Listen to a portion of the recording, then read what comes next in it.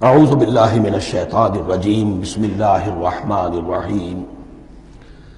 اس سورہ مبارکہ کو الصلاح قرار دیا گیا ایک حدیث میں۔ اس کا جو اسلوب ہے وہ دعا کا ہے، اور دعا کے ساتھ اس کی جو مناسبت ہے، اور پھر اسی کی وجہ سے ہماری نماز کا یہ جزو لا ینفک بنا دیا گیا۔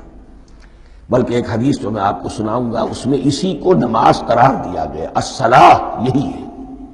ویسے وہ حدیث مبارک موجود ہے، من لم یقرأ بفاتحۃ الکتاب لا صلاۃ لمن لم یقرأ بفاتحۃ الکتاب، جو شخص سورہ فاتحہ کی تلاوت نہیں کرتا اس کی کوئی نماز نہیں۔ اس کے حوالے سے بھی ہمارے ہاں دو مسلک ہیں، ذکر صرف اس لیے کر رہا ہوں کہ آپ کے علم میں ہو، ان میں کوئی بنیادی فرق نہیں ہے۔ کسی بھی ایک رائے کا انسان قائل اور حامل ہو سکتا ہے بغیر اس کے کہ دوسرے کو بالکل غلط قرار دے، بلکہ یہ کہ اس کے لیے بھی گنجائش اپنے ذہن میں اور اپنے دل میں رکھے۔ اور دوسری آیت یہ ہے کہ اس کا حصہ نہیں ہے۔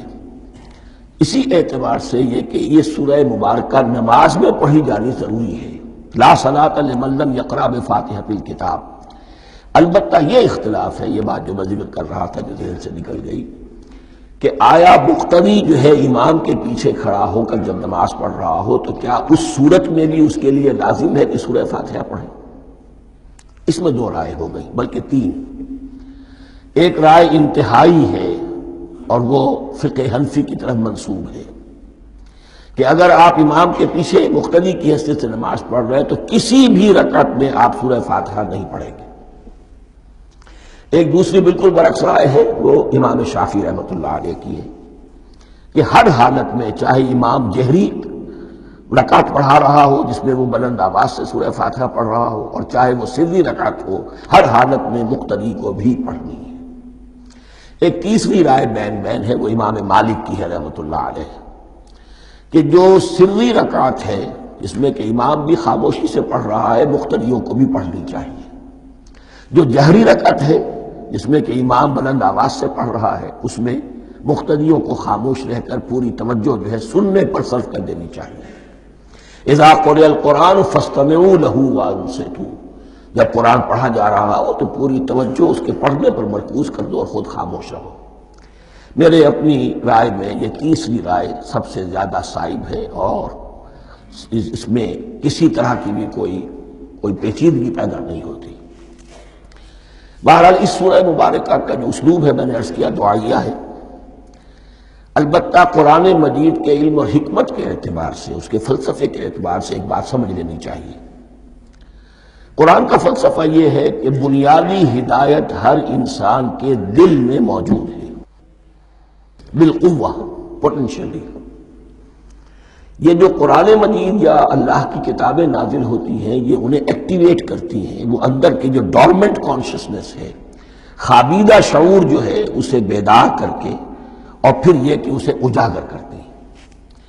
ہر سلیم الفطرت انسان اور سلیم العقل انسان، دو سلامتی یہ شرط ہے۔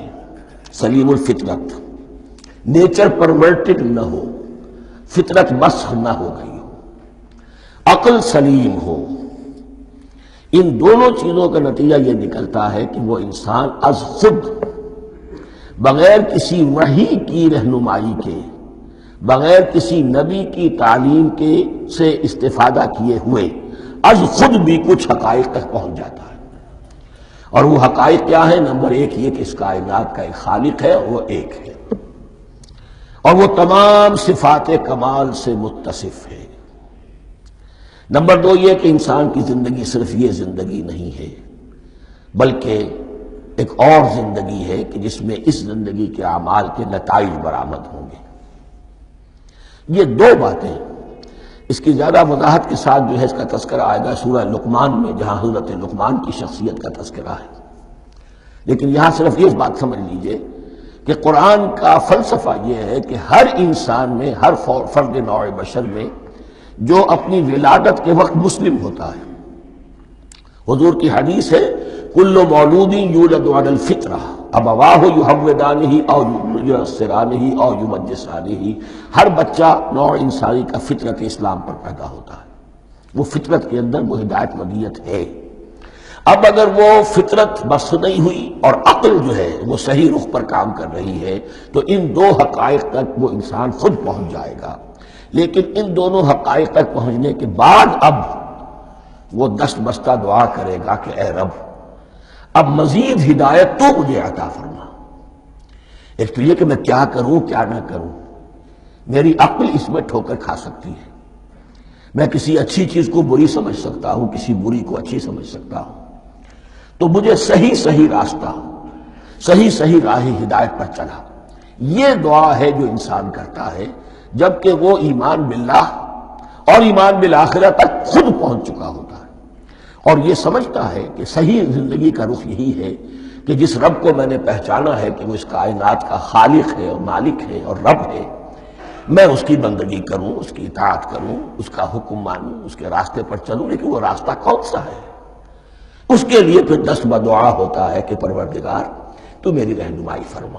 یہ مقام ہے کہ جہاں آپ سمجھ لیجئے اپنے آپ کو بھی آج اس جگہ پر تصور کرتے ہوئے پھر اس سورہ مبارکہ کو پڑھیے کہ آپ اس مقام پر اللہ کے فضل و کرم سے پہنچ چکے ہیں کہ اللہ کو آپ نے پہچان لیا اور اس کی توحید کو جان لیا، اس کی جملہ صفات کمال سے آپ واقف ہو گئے. آپ یہ بھی جان گئے کہ بڑھ کر اس کے حضور میں حاضر ہونا ہے اور وہ حساب کتاب لے گا. پھر آپ نے یہ عہد بھی کر لیا کہ اب زندگی گزارنی ہے اس رب کی بندگی میں، اسی کی فرما برداری میں. اب یہاں کھڑے ہو کر آپ پوچھتے ہیں کہ اللہ مجھے وہ تفصیلی ہدایت عطا فرما. ایسا نہ ہو کہ کبھی میں کسی راستے پر چلتا ہوا کسی پگڈنڈی پر مڑ جاؤں اور وہ تھوڑی سی جو ڈیوییشن ہو میرے راستے کی وہ میری عاقبت کو برباد کر دے. یک لحظہ غافل گشتم و صد سال راہم دور شد. اس لیے کہ ہوتا یہی ہے سیدھے راستے سے ذرا سی کوئی پگڈنڈی جو ہے تھوڑے سے اینگل پر نکلی ہے، لیکن جب چلتے جائیں گے آپ تو جتنا آگے بڑھیں گے اس پر، اس راہ صراط مستقیم سے آپ اتنے ہی زیادہ دور ہوتے چلے جائیں گے. یہ ہے قرآن مجید کی حکمت اور فلسفے کے اعتبار سے اس سورہ مبارکہ کا مقام.